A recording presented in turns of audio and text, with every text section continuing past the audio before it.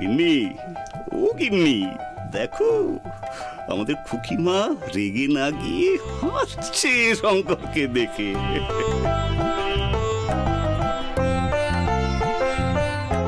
বাবু সোনা, বাবু সোনা, তুই এখানে কেন এলি বাবা? আসলে মায়ের কষ্ট দেখে এখানে এসেছে। এতক্ষণ আমি একা একাই জিলিপি বাজছিলাম না, ছেলে আমাকে খুব ভালোবাসে, মায়ের কষ্ট হচ্ছে দেখে ও বাজতে চলে এসেছে। ও বাবু সোনা, উঠে আয় বাবা, উঠে আয়, শুধুকে জিলিপিগুলো ভাজতে দে, জগমা জিলিপি ভাজা দেখবে। উঠে আয় বাবা, উঠে আয়, উঠে আয়, আয় বলছি। বাহ বাবা বাহ, এরকম ছেলেই তো আমি চেয়েছিলাম।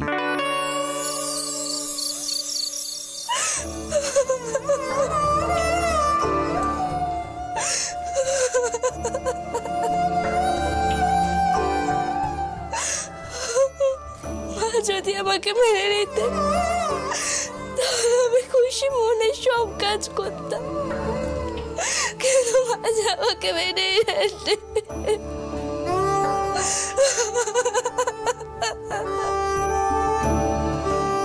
ছোটদা, পালানোর কি হলো? এই তুই দাঁড়া তো। পালানোর কি হলো?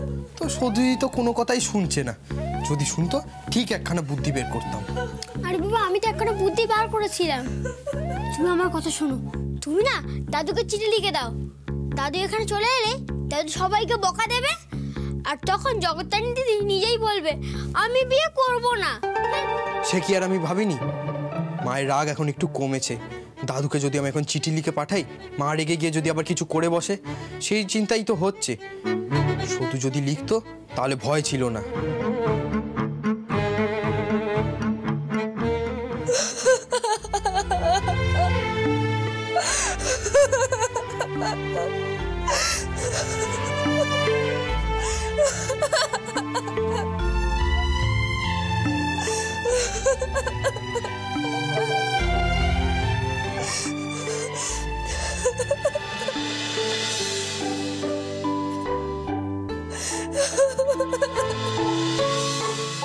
কনসা, তোকে একটা কাজ করতে হবে। সদু তো আর আমার কথা শুনছে না। তোকে আমি কাগজ আর কলম দিচ্ছি, তুই তো সদু দিদির কাছে যা, গিয়ে বল দাদুকে চিঠি লিখে যেন সব জানায়। পারবি তো? ছোটদা, আমি হনুমান, তুমি যা বলবে আমি সব পারবো। চল।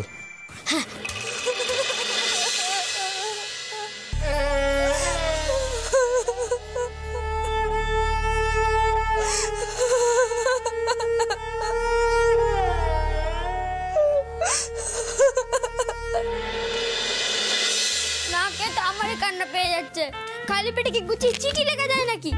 এই গণেশচন্দ্রের তো খিদে পেলে মাথা আর পেটে এক হয়ে যায়। এ কথা এখন আমি কাকে বোঝাই? সদু দিদি আমার চুরি করে কত কিছু খাওয়ায়, আমি সদু দিদিকে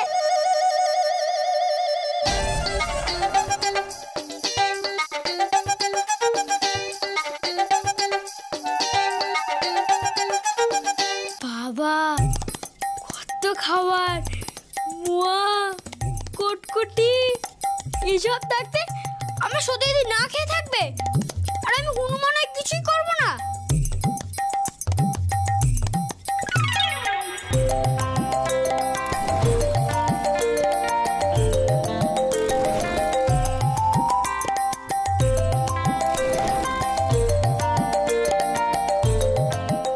আমার ছেলে খুব ভালো ছেলে, খুব। এই রে, ছোটমার বলো না? মা হয়ে বলছি, আজকে দিনে না সই অমন ছেলে পাওয়া যাবে নে। কি বলবো সই, আমার বাবু সোনা কি কাজে রয়েছে, কি কাজের, তোকে আমি কি বলবো সই, সব কিছু নিজে দেখে শুনে রাখে।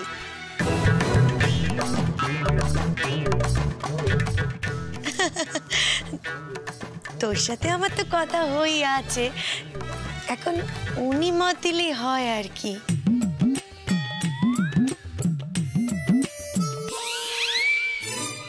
হ্যাঁ গো, তুমি কিছু বলো বকুল ফুলকে।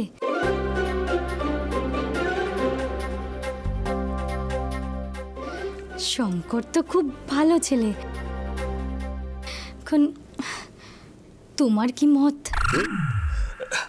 হ্যাঁ, শঙ্করকে আমারও মনে ধরেছে।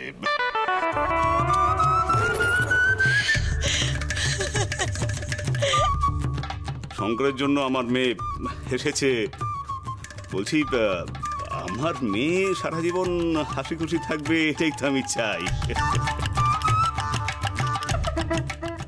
আমি রাজি। বলছি, এবার তাহলে একটা ভালো দিন ঠিক করলেই হয়। হ্যাঁ হ্যাঁ, শুভ কাজে দেরি করা একদম ভালো নয়।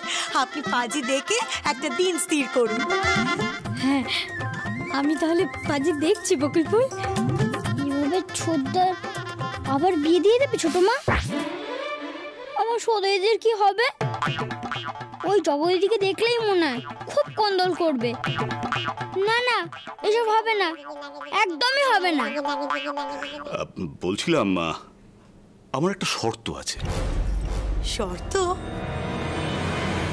কি শর্ত? বিয়ের পর শঙ্কর এই বাড়িতেই ঘর জামাই থাকবে।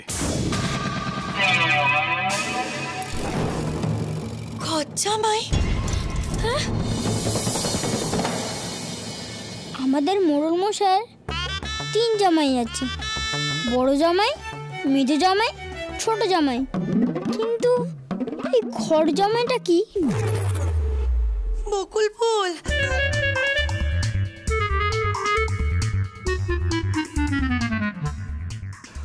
না না পৌঠান, আপনি কি ভাববেন না। বলছি, আপনার থেকে আপনার ছেলেকে আলাদা করব না। আপনি, শঙ্করের বাবা, দুজনকেই এখানে এনে রাখবো।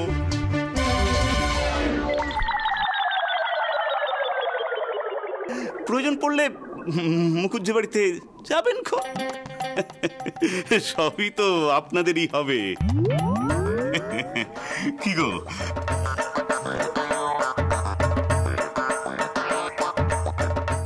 থাকুন না, থাকুন না, এখানে আরাম করে থাকুন। বাবা বাবা, এখানে জমিদার গিন্নি হয়ে থাকবো। মুখ খুলতেই দর্শন চাকর বাকর হাজির হবে, আর আমি সারাটা দিন পায়ের ওপর পাটি তুলে থাকবো। বলছিলাম, বাড়িতে পাজি আছে তো, তাহলে দিন দেখুন। এরা সত্যি সত্যি ছুতের বিয়ে ঠিক করে ফেলছো তো? ওরে গণেশ চন্দ্র, তুই কিছু কর। আমি পাজি দেখছি বকুল ফুল। বেড়া চাপাই তোদের বাড়িতেও তো খবর দিতে হবে। বলি, বাড়ির সবাই আসবে তো? এই রে, বিয়ে তো পণ্ড হয়ে যাবে। কি হলো হবু বেয়ান? আপনাদের বাড়ি থেকে সব আসবে তো? আসতো, নিশ্চয়ই আসতো। হয়েছে কি, আমাদের বাড়িতে কিছুদিন আগে ডাকাত পড়েছে। ডাকাত?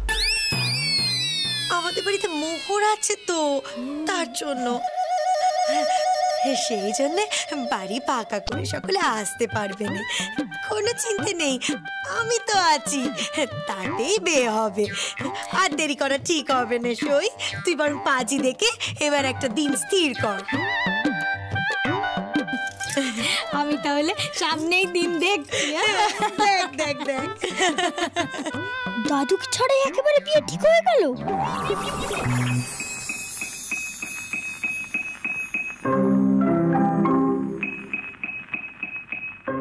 ভালো করে তারটা টেপো, বাবাটা জোরে জোরে টেপো।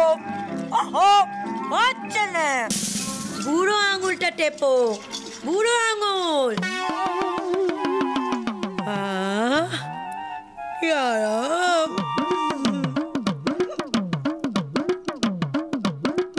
জোরে জোরে বাতাস করো, আরো জোরে।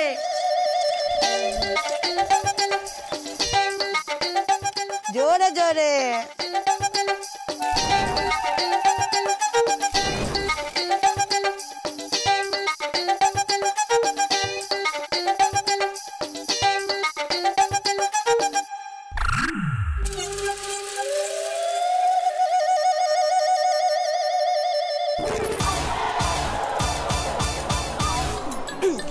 শুধু ঠিক করে চাদরটা পাত। দেখিস চাদর যেন পিঠে চিমটি না কাটে। বকুল ফুল, সই আয় আয় ভেতরে আয়, সই ভেতরে। তুই ঠিক মতো খাওয়া দাওয়া করেছিস তো? সই দেখ না বাপু, তোর এখানে বসে দেখে দেখে আমার বাতের ব্যথা বেড়ে যাবে। কাজের মানুষের কি বসে থাকলে শরীর ঠিক থাকে? আমাদের বাড়িতে তো সারাক্ষণ আমি কাজ করতাম। অত বড় বাড়ির কাজ, বাড়ির সকলের রান্না সব তো আমি করতাম। বলছি এখানে এসে আমার বেশ বিশ্রাম হচ্ছে, খুব ভালো লাগছে জানিস। আর তোকে চিন্তা করতে হবে না, আমি ঠিক করে খাওয়া দাওয়া করেছি। আচ্ছা তো মেয়ে, তোর নামটা যেন কি? সৌদামিনী। বাহ, ভারী মিষ্টি নাম। তা কে রেখেছিল? বাপ মা বুঝি? আমার বাবা মা নেই গো, কে রেখেছিল সেও আমি জানি না।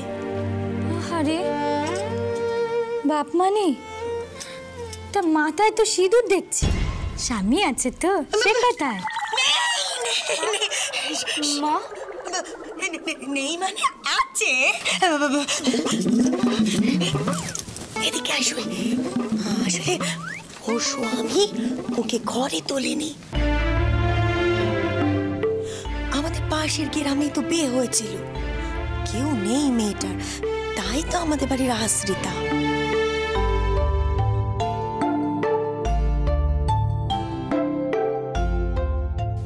আহারে কি মায়া ভরা মুখ। বলি ও শুধু আমার বকুল ফুলকে মা বলে ডাকিস নে কেন? আমার বকুল ফুল তো খুব ভালো। ডাকি তো, এতেই তো আমার শান্তি। গা চলে যায়, মরণ দশা। বকুল ফুল অনেক ভাগ্যি করে এমন একটা পাই ফরমাইশ কাটার মেয়ে পেয়েছিস। ওকে দেখে কেউ বলবেই না যে ও তোদের বাড়ির আশ্রিতা। দেখে তো মনে হয় তোদের বাড়ির বউ। সে তো আমাদের বাড়ির খেয়ে পড়ে এমনটা হয়েছে। যা শুধু ঘুমিয়ে পড় যা। হ্যাঁ হ্যাঁ, আমারও ঘুম পেয়ে গেছে, যা তুই শুয়ে পড় যা। মা, আমি কোথায় ঘুমোবো? আপনি যে আমায় বলেছিলেন। বলেছিলুম, কিন্তু এখন আমারও খুব ঘুম পেয়ে গেছে, তুই এখন যা। হ্যাঁ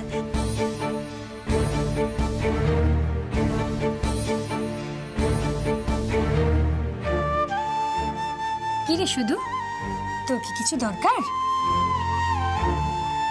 না না না না, ওর আবার কি দরকার পড়বে? কি কিচ্ছু দরকার নেই সই, তুই একদম চিন্তা করিস নি। আই শুধু দাঁড়িয়ে রইলি কেন? তুই বাড়ি কোথায় শুবি কাউকে জিজ্ঞেস করে নে, যা। অন্দরমহলের পেছন দিকে সব কাজের লোকেরা থাকে, ওখানে একখানি ঘর আছে, সব পুরনো জিনিসপত্র রাখা হয়। আমি লোকজন দিয়ে ওটা পরিষ্কার করে দিয়েছি।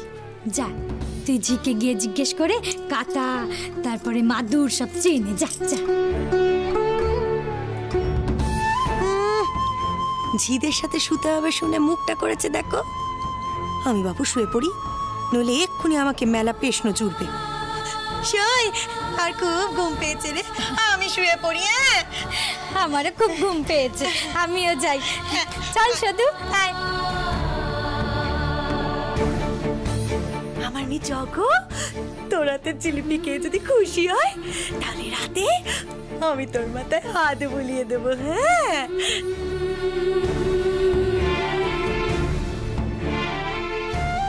দিলেন নে মা, মাথায় আদর করে হাত বুলিয়ে। যতবার আমি আপনাকে নিয়ে আসে বুক বাঁধি, ততবার সব কেন ভেঙে যায় মা।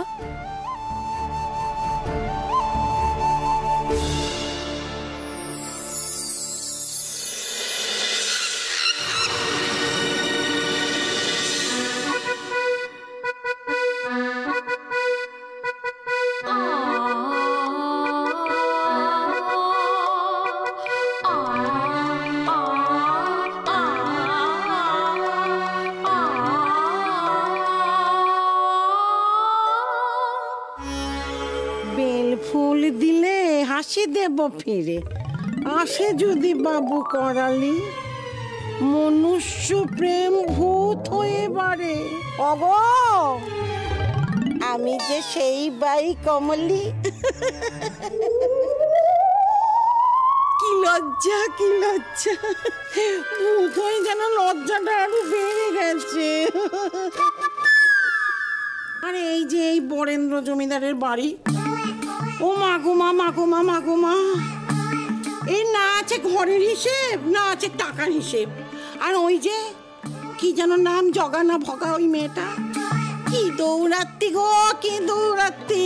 তার দৌড়াত্তির ঠেলায় এই ঘরে জানলা দরজা সব বন্ধ করে রেখে দিয়েছে। ওরে মাগো, মাগো, মাগো, মাগো, মাগো! হই না আমি ভূত?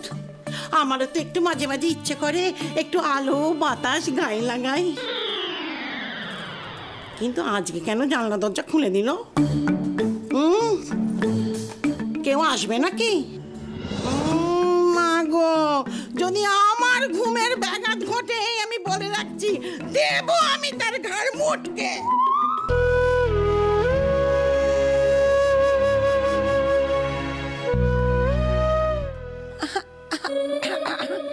কি জানি বাবা, ভূত হওয়ার পর থেকেই দেখছি গলাটা কেমন যেন খোনা খোনা হয়ে গেছে। না বাবা, সময় নষ্ট করব না, একটু রেওয়াজ করি, তাতে হয়তো গলাটা আমার খুলে যাবে। বসে আছি তোর মূলে,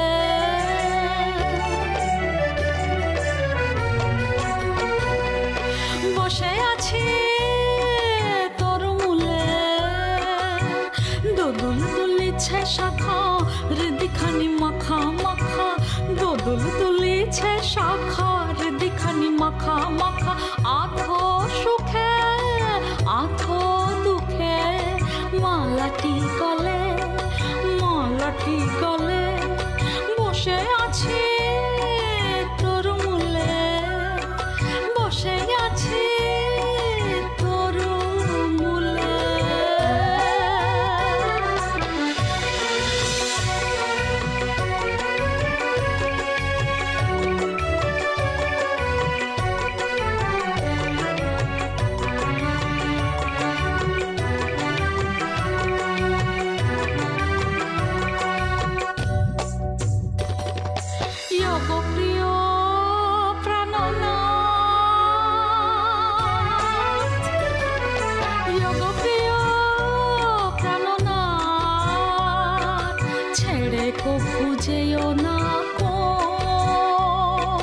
ছেড়ে কো বুঝেও না কো, থেকো পাশটিতে, দোদুল দুলা দোদুল দুলা দোদুল দুলা তুমি হৃদি শাখাটিতে।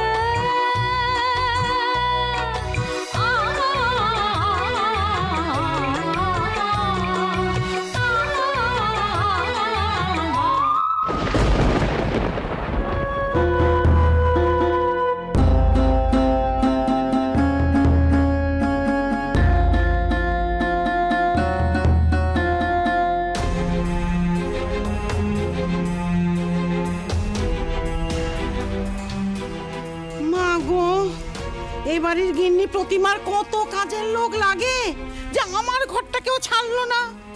বাসন মাজা, কাপড় কাচা, ঘর মোছা, পান সাজা, সব লোক আছে, সব লোক। এটাকে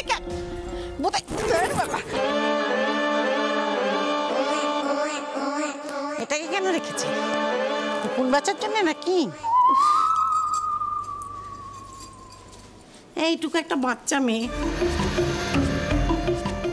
একটু যে ভয় দেখাবো তার উপায় নেই। এত বড় বড় চোখ মেলে এমন কাঁদবে, তাহলে তো আমি ভেসে চলে যাব। মা, আমি কোথায় ঘুমবো? আপনি যে আমায় বলেছিলেন। কিন্তু এখন আমার খুব ঘুম পেয়ে গেছে, তুই এখন যা। মা আমাকে দূরে ঠেলে দিলেন। নবপুত্রের আবার বিয়ে হয়ে যাবে, যতই ঝগড়া করুক না কেন থাকতে তো পারত আমার সাথে। কেউ রইল রে আমার।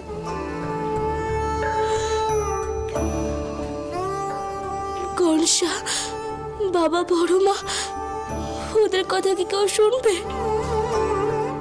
তত তো বুঝে আমাকে রাখতে পারবে না বাড়িতে।